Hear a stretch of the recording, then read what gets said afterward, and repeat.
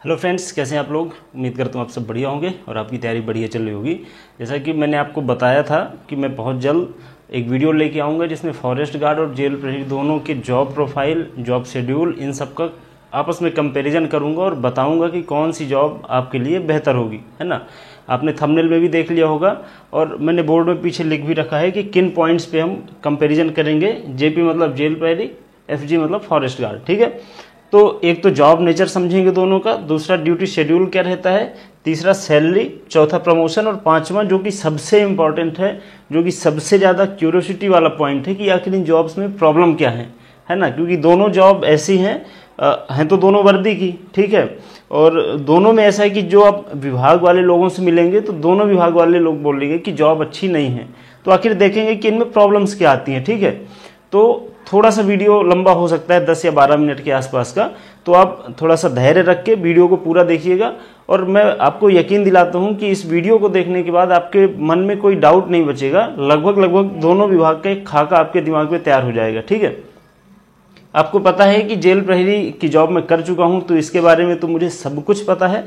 Forest guard की job मैंने नहीं की, लेकिन मेरे कई सारे दोस्त हैं फॉरेस्ट गार्ड में, तो मैंने उनसे जानकारी ली है। जितनी जानकारी मुझे मिली है और इससे ज़्यादा अंदर की जानकारी, चूंकि वो विभागीय गोपनीयता भी मेंटेन रखनी होती है, इसलिए मैं आपको ओवरव्यू बताऊंगा। अंदर की बहुत डीप चीज़ें नहीं बताऊंगा कि क्या अंदर में एक्चुअल में प्रॉब्लम्स हैं, है ना। तो फिर भी आपको अच्छा खासा आइडिया लग जाएगा, ये मैं आपसे वादा करता हूँ, ठीक है। तो वीडियो शुरू करते हैं। देखिए, आपको जेल प्रहरी का पहले बता देता हूँ, हालांकि पॉइंट्स दोनों में सेम रखे हुए हैं। जॉब नेचर का तो आप इन दोनों विभागों की डिमांड तो आपको मेरे हिसाब से पता ही होगा। जेल विभाग की डिमांड क्या है कि जो भी कैदी हैं, ठीक है, चाहे जो भी बंदी है, चाहे वो कैदी हो, चाहे हवालाती, चाहे रासुका के हो, अलग अलग तरह के बंदी होते हैं, उनको हमें क्या करना है, एक जगह पे परिरुद्ध करके रखना होता है। मतलब एक जगह पे कैद करके रखना होता है। ऑब्वियस सी बात है, वो कैद खाना जेल कहलाता है। तो जो जॉब की मेन डिमांड है वो ये है कि कैदी भागने ना पाए, कैदी मरने ना पाए, क्योंकि वो थाती होती है, अमानत होती है। ये न्यायालय की अमानत है। न्यायालय के पास, चूंकि न्यायालय का सबऑर्डिनेट डिपार्टमेंट है जेल विभाग, तो न्यायालय अपने जो भी बंदी है उनको जेल विभाग को सौंपता है कि ये आप अपने पास इसको हिफाजत के साथ रखिए, जब हमें ज़रूरत होगी, मतलब पेशी के टाइम पे, तब हम बुलवाएंगे, आप भिजवाइएगा, ठीक है। ये जेल प्रहरी की, जेल विभाग की डिमांड। और जेल विभाग का सबसे जो मतलब पहला पिलर है वो है जेल प्रहरी, ठीक है। प्रहरी से आप समझ सकते हैं पहरा देने का काम होता है। हालांकि अब जेल विभाग भी सुधार की तरफ चल रहा है, इसलिए जेल विभाग का नाम जेल विभाग एवं सुधारात्मक सेवाएं है। मतलब जो कैदी हैं, जो क्रिमिनल्स हैं, उनकी मानसिकता को भी सुधारना है, उनको एक अच्छे इंसान की तरफ डाइवर्ट करना है। तो अलग अलग और प्रोग्राम्स चलते हैं, लेकिन मेन ये है कि कैदी को भागने नहीं देना है, ठीक। फॉरेस्ट गार्ड, चूंकि आपको पता है कि जो जंगल हैं, जो वन हैं, उनकी हिफाजत करना है। और फॉरेस्ट गार्ड का भी मतलब यही है कि आपको वन की रक्षा करना है। अब वनों की रक्षा कई तरह से करनी है। पहली तो ये कि जंगल आपके कटने ना पाए, दूसरा जंगल में आग लगती है वो ना होने पाए, तीसरा आपके जंगल के जो भी, जंगल में चूंकि केवल पेड़ पौधे शामिल नहीं होते, जंगल में वहाँ के जंगली जानवर भी शामिल होते हैं, उनकी हत्या, उनका शिकार ना होने पाए, ठीक है। डिफॉरेस्टेशन को रोकना है, प्लस फॉरेस्टेशन को बढ़ावा देना है। ये आपके फॉरेस्ट गार्ड का जो मेन जॉब नेचर है वो ये है, ठीक है। अब मैं प्रॉब्लम्स में बताऊंगा कि इन दोनों की, है ना, ये जो जॉब नेचर है वो अपने आप में लोगों के लिए प्रॉब्लम है, ठीक है, वो मैं प्रॉब्लम में बताऊंगा। ड्यूटी शेड्यूल, इसके बारे में बता दूं, इसका ड्यूटी शेड्यूल 4-4 घंटे का रहता है, ठीक है। और मेन जो सबसे बड़ी समस्या उसमें यही है, जेल प्रहरी में आपकी ड्यूटी 4-4 घंटे होगी। 4 घंटे ड्यूटी, इसके बाद 8 घंटे का गैप, फिर 4 घंटे ड्यूटी, फिर 8 घंटे का गैप। अब मैं आपको थोड़ा सा डिटेल में बताता हूँ। मुझे उम्मीद है कि आपको समझ नहीं आएगा फिर भी मैं आपको बताने की कोशिश कर रहा हूँ। देखिए, ड्यूटी ऐसे चलती है 6 से 10, 10 से 2 और 2 से 6। ये दिन का हो गया, ये शाम का हो गया 6 से 10, 10 से 2 और 2 से 6, ठीक। मान लीजिए आज आपने की है ड्यूटी 6 से 10, ठीक है।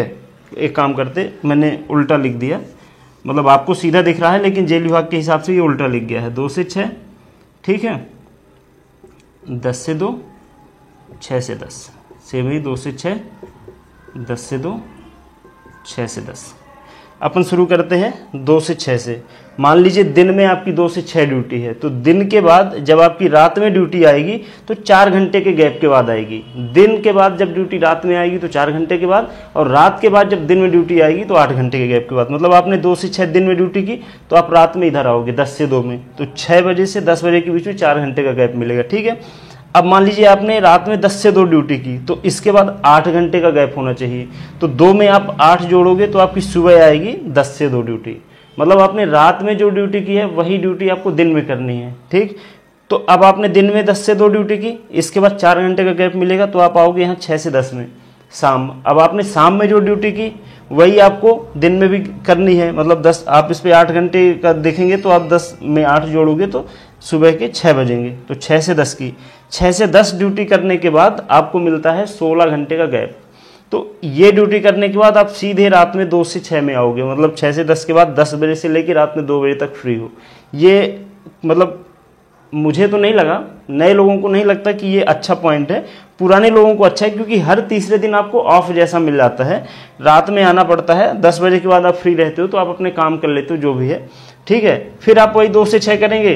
तो आपने रात में 2 से 6 की, तो फिर आप दिन में आओगे वही 2 से 6, फिर 2 से 6 करने के बाद मैंने आपको बता ही दिया है। ठीक है, तो ये है यहाँ का ड्यूटी शेड्यूल, जो कि सबसे ज़्यादा हेक्टिक है।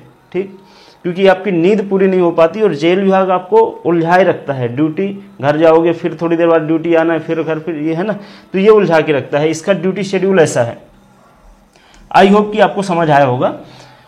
अभी क्या है, जो जेल विभाग जो चल रहा है 2 अधिनियमों से चल रहा है। एक प्रिजन एक्ट 1890 का 1890 का अंग्रेजों के टाइम का, वो पूरे देश में लागू होता है। इसके बाद उस एक्ट के अंतर्गत राज्यों को सुविधा दी गई कि आप अपने हिसाब से जेल मैनुअल तैयार कर सकते हो। तो हमारे यहाँ का जो जेल मैनुअल है 1960 या शायद 63 का, मुझे एग्जैक्ट याद नहीं आ रहा है, तो उसके आधार पे चल रहा है। अभी नया प्रिजन एक्ट और जेल मैनुअल आने वाला है, तो मतलब सुधार की काफ़ी गुंजाइश है। फिर भी आप ये देखो कि इसके ड्यूटी में एक पॉइंट हमेशा रहेगी कि आपको नाइट ड्यूटी हमेशा करनी पड़ेगी, है ना। अभी थोड़ा सा सुधार की गुंजाइश चल रही है कि मतलब 6-6 घंटे की ड्यूटी रहेगी, तो आपको रात में थोड़ा सा कम मतलब ड्यूटी देनी पड़ेगी। 1-1, 2-2 दिन का गैप मिल जाएगा, 2 दिन बाद नाइट में आएगी। बाकी चूंकि ड्यूटी स्लॉट में चलेगी, आप जाओगे तो आप किसी को रिलीव करोगे, फिर कोई आएगा तो आपको रिलीव करेगा। तो इसलिए इसमें ऐसा ये रिलीविंग वाला सिस्टम रहेगा। तो आपकी अल्टरनेट जो ड्यूटी है वो रात में आनी ही आनी है, हमेशा आनी, क्योंकि रात में मतलब बहुत सारे विभाग है जिनका रात में काम नहीं होता, पर चूंकि जेल विभाग आपको रात में, ऐसा तो है नहीं कि कैदी आप अपने घर चले गए फिर दिन में आपके पास आएंगे, वो तो 24 घंटे रहने आपके पास। इसलिए नाइट ड्यूटी का इसमें तो हमेशा रहने वाला है फंडा। इसका बता देता हूँ फॉरेस्ट गार्ड का। फॉरेस्ट गार्ड का एक प्लस पॉइंट कह लो या माइनस पॉइंट कह लो, 24 घंटे की ड्यूटी है। आपको एक बीट दी जाएगी, एक एरिया दिया जाएगा कि ये एरिया आपका है, इसको आपको प्रोटेक्ट करना है। तो 24 घंटे की ड्यूटी रहेगी। आपके अंडर में कुछ लोग रहते हैं, चौकीदार कहते हैं शायद उनको, वो आपको खबर देते रहेंगे कि कैसी क्या व्यवस्था है। मान लो आप घर आ गए, ठीक है, तो घर आओगे तो आप खाने पीने या कि दूसरे काम के लिए, घर मतलब आपके बीट से ही थोड़ी दूर आपको क्वार्टर दिया जाएगा, आपको वहीं रहना है, बाहर आप रह नहीं सकते, और वहीं रह के आपको प्रोटेक्ट करना है। इसका जो चूंकि अब आपको देखने वाला तो कोई है नहीं, ठीक, कि आप अपने बीट पे हो कि नहीं हो, तो इससे क्या होता है कि लोग मतलब मन मर्जी करने लगते हैं। इसलिए एक नई चीज़ शुरू हुई है कि आपका किसी भी टाइम मुख्यालय चेक किया जा सकता है। मतलब आप या तो अपनी बीट में मिलो या तो अपने आप क्वार्टर में मिलो, उसके अलावा बाहर अगर आप कहीं पे हो तो आपके खिलाफ कार्रवाई की जाएगी। तीसरा पॉइंट जो शुरू किया गया है, आप जीपीएस से कनेक्टेड रहते हो, जिससे आपकी लोकेशन आपके सीनियर के पास रहती है कि आप हो एक्चुअल में कहाँ पे। तो मतलब ये है ड्यूटी का कि यहाँ भी आपको 24 घंटे की ड्यूटी करना है। आपकी जो बीट है वहाँ पे किसी तरह का कोई नुकसान नहीं होना चाहिए, ये आपका मेन काम है। ना तो आग लगे, ना डिफॉरेस्ट मतलब वनों की कटाई हो, ना आपके बीट के आसपास किसी भी जंगली जानवर का शिकार होना चाहिए। ये सारी चीज़ें आपको देखना रहता है, ये है आपकी ड्यूटी। यहाँ पे एक आदमी एक बीट का मतलब वही इंचार्ज होता है, 24 घंटे के लिए इंचार्ज होता है। यहाँ पे ऐसा कि 8-8 घंटे की ड्यूटी, 4-4 घंटे की 2 उसमें चलती है, ठीक है। तो ड्यूटी में ऐसा है कि फॉरेस्ट गार्ड और जेल प्रहरी दोनों की ड्यूटी लगभग एक जैसी है, बस थोड़ा सा टाइमिंग का अंतर है। बाकी तो मतलब है ना, दोनों के प्लस हैं, दोनों के माइनस हैं।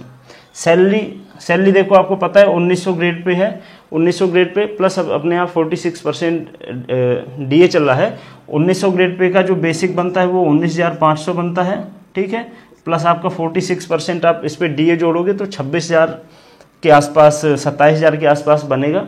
इसमें आपका जो है तो 30% डिडक्ट हो जाएगा पहले साल, क्योंकि 70 80 90 का फॉर्मूला चल रहा है। इसके बाद 10% और डिडक्ट होगा एनपीएस का। इसके बाद आपको मिलेगी तो आपके पास 18,000 के आसपास आपके खाते में आएगी, ठीक है, जो इन हैंड सैलरी मिलेगी स्टार्टिंग। और इसमें ऐसा है कि आपको 12 महीने की सैलरी मिलेगी, मतलब पुलिस में 1 महीने की एक्स्ट्रा मिलती है 13 महीने की, यहाँ पे आपको ऐसा नहीं है। और सेम यही सिस्टम फॉरेस्ट गार्ड में भी है, वही सैलरी वही ग्रेड पे है, 12 महीने की सैलरी है, सारी चीज़ें सेम है। बाकी मतलब एचआरए मैंने नहीं जोड़ा था, हाँ इस पे एचआरए आप जोड़ेंगे, हाउस रेंट अलाउंस, जो कि नेग्लेक्जिबल है, मतलब कुछ मैं कहना नहीं चाहता, बट बहुत पुराना नियम है और बहुत कम एचआरए मिलता है एमपी गवर्नमेंट में।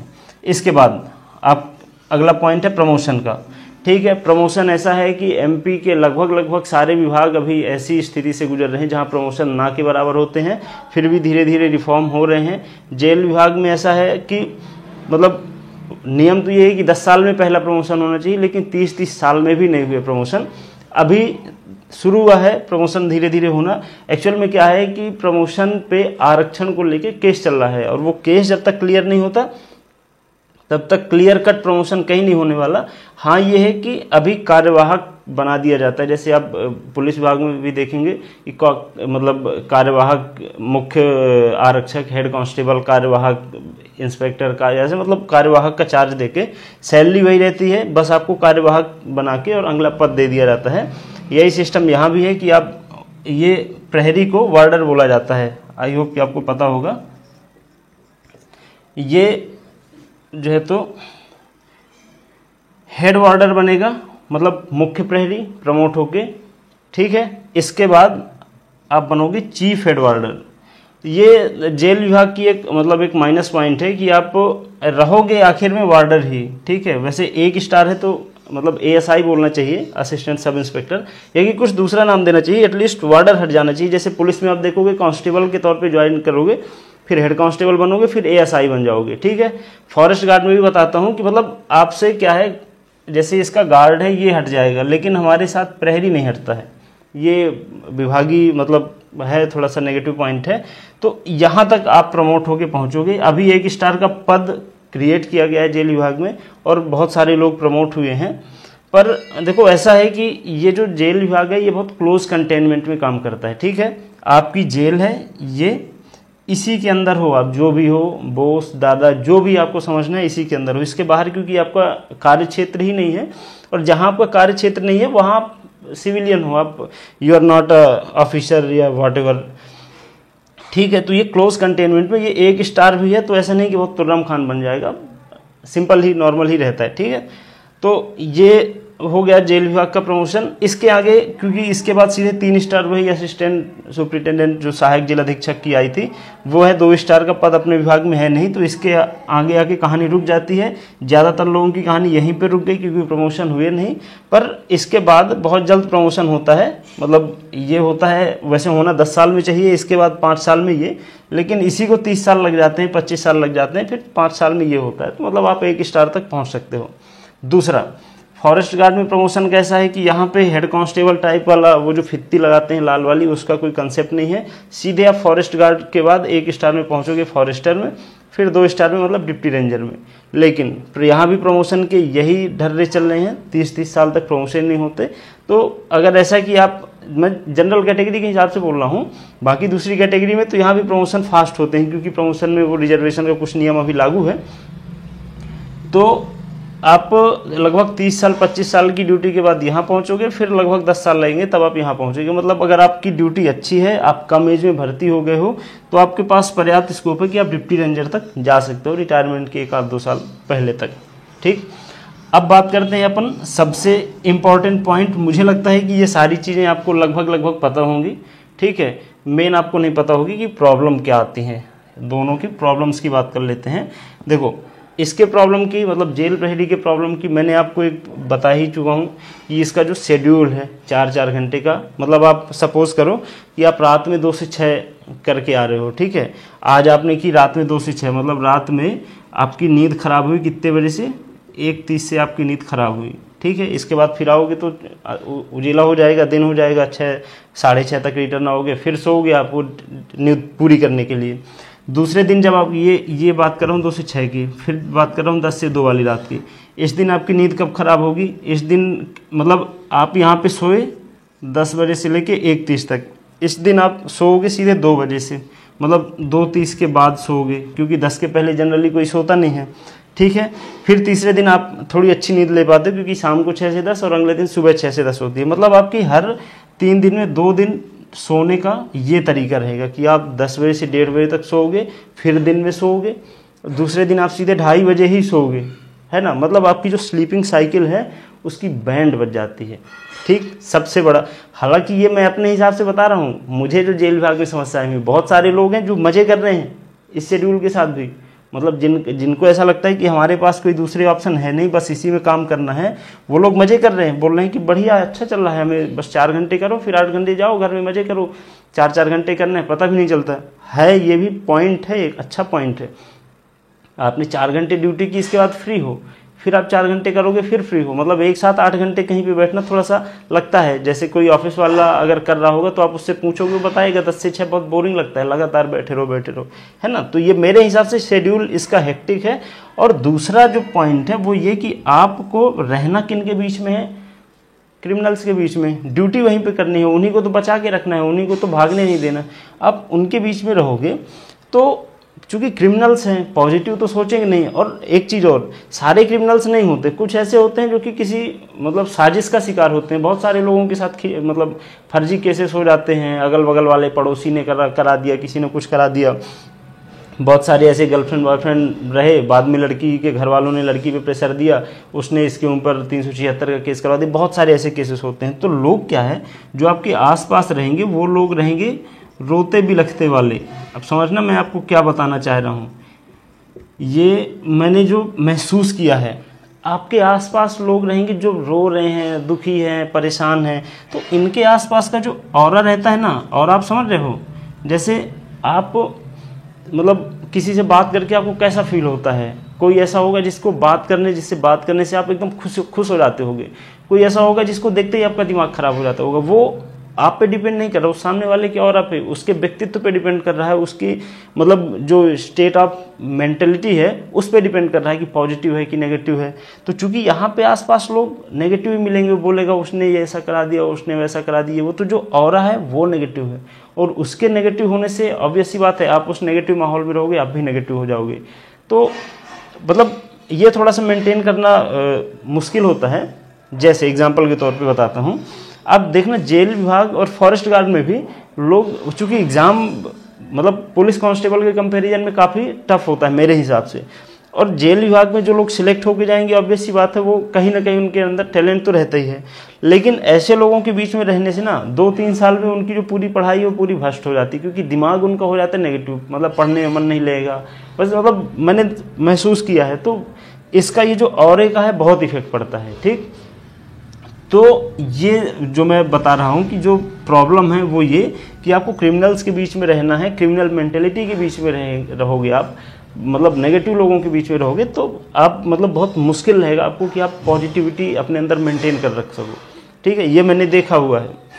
यहाँ पे प्रॉब्लम्स की मैं आपको बात करता हूँ। सबसे बड़ी प्रॉब्लम ये है, देखो यहाँ की जो प्रॉब्लम है कि आप आउटर एरिया में जॉब कर रहे हो, वो यहाँ प्लस पॉइंट है कि जेल विभाग चूंकि शहरों में ही होती है, गांव में तो होगी नहीं, तो आप शहर में रहोगे, ये प्लस पॉइंट है इधर। फॉरेस्ट गार्ड का जो सबसे बड़ा माइनस पॉइंट है कि आपको जंगल में ही रहना है, और जंगल है तो सीधी सी बात है, शहर नहीं है। शहर होता तो जंगल क्यों होता, है ना। तो मतलब बारिश है, आप बारिश में भी आप जाना पड़ रहा है, नदी आ गई, पानी गिर रहा है, कीचड़ से आपको निकलना है ना। तरह तरह के जीव मिलते हैं, सांप मिल गया, कुछ हो गया, मतलब तो आप ऐसी जगह में ड्यूटी कर रहे हो जहां आपको कई सारे खतरे भी मिलेंगे, ठीक।